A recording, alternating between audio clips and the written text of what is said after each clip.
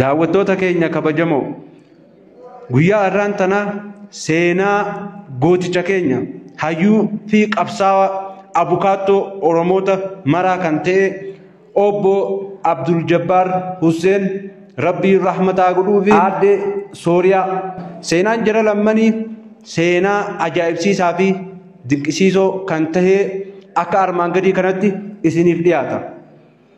Haati manaa Abdul Jabbaar Hussein Sooriyaa Kadir Bilaal jedhamuun kan waamamtu yoo ta'u godina Wallagga Bahaa aanaa Sibbuu Sireetti dhalattee guddatte. Intalti macaa Sooriyaa fi Abdul Jabbaar kan walitti dhufan magaalaa Hararitti yoo ta'u isa bara 2000 Sooriyaan Yuunivarsiitii Haramaayaatti gosa barnoota baayoloojii tiin barattu waggaa 3ffaa Jabboon ammoo abbaa seeraa mana murtii olaanaa yeroo turettidha. Guyyaa wal baranirraa akka jechuun jireenyi jaalalaan eegalan guddattuun sirna gaa'ila magaalaa Adaamaa hoteela Raas keessatti iddoo maatii fi hiriyoonni isaanii hedduun argametti gaafa 25 ji'a 9ffaa bara 2004 akka lakkoofsa Habashaatti haala baay'ee miidhagaa ta'een raawwateen gara sadarkaa olaanaatti ce'ee jira. Sooriyaan osoodhuma jireenya gaa'ila keessa jirtuu barumsa isii itti fuftee xumuruun Yuunivarsiitii Haromaayaa irraa baayoloojii Applied baayoloojii digirii jalqabaa fudhattee jirti. Kana malees erga gara magaalaa Adaamaatti galte gosa barnoota General Public Health jedhamuun kolleejjii meedikaalii fi hospitaala waliigalaa Adaamaa irraa digirii lammaffaa maastarsii fudhattee jirti. Nama jabaa duuba waan jabaatu jira jechuun akkana.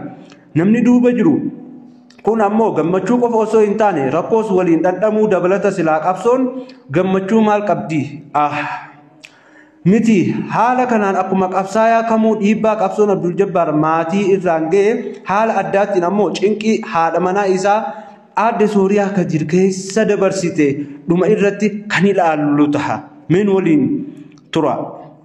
Sooriyaa fi Abdul Jabbaar dursa beekumsaa ofii ijaaruu fi wal ijaaruu irratti xiyyeeffannaa guddaa kan kennan yoo ta'e illee fedhiin maqaa jijjiirratuuf qabanis gargaarsa waaqaatiin isaaniif milkaa'ee bara 2006 akka lakkoofsa Habashaatti keessa mucaa dubaraa tokko argatanii jiru. Maqaan Hiree jedhanii itti moggaasan. Hireen intal Oromoo warra Maccaa fi Arsii irraa daraarteedha.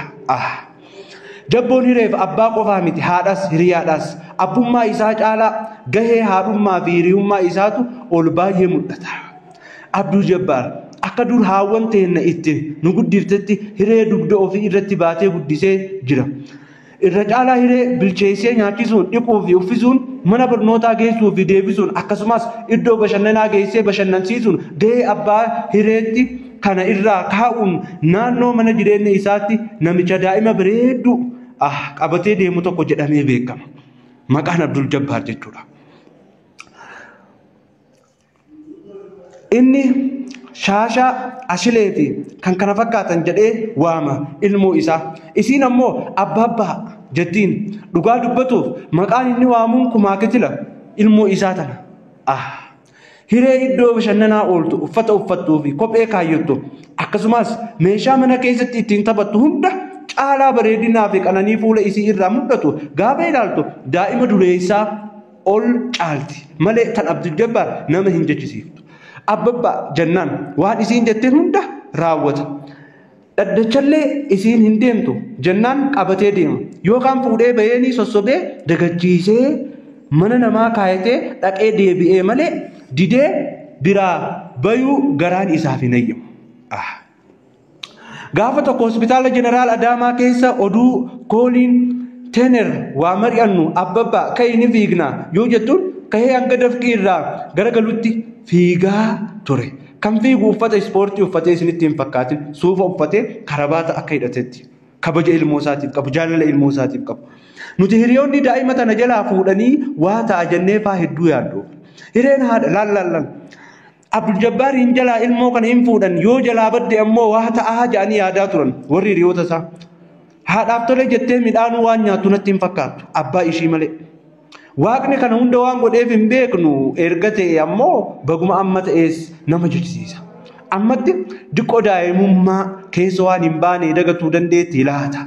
Osoo diqqoo kanarra ol jabaatte jiraatte tasuma dandeetti. Daa'imni tun osoo xiqqoo kanarra ol jabaatte seenaa isiif abbaan isii waliin dabarsan tasuma dandeessee hin jiraattu.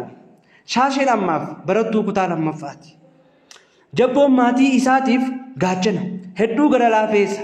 Gaachana alatti diina isaan irra ittisuu qofa osoo hin taane kan manatti beela isaan irraa ittisuudhaan abbaa hiree nama akka dhiiraa yookaan dhiirsaa manatti yoo galu faxoorratee taa'uu miti. Sooriyaanis hojjettuu mootummaa waan taateef yeroo guddaa alatti dabarsiti. Yoo galtuus dadhabdee galuu dandeetti jedhee yaaduun waan dhiironni hedduun kenna godhuu hin dandeenye manatti yoo galu hojii manaa keessaas haadha manaa isaa gargaaree hojjeta. Haaluma wal fakkaatuun haadha manaa isaa guddifateellee hojii mana keessaa hedduu gargaara. Akka guddatte natti himee ture.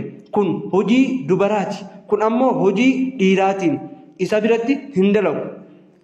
Laal. Haadha manaa isaa gaafa hojiirraa gale haati manaa isaallee gaafa hojiirraa galte kuni hojii dhiiraati yookaan hojii dubartiiti yaadeen filatu Abdul Jabbaar Hussein. Mee haa obboleewwan kiyya nama akkanaa kana dhabne.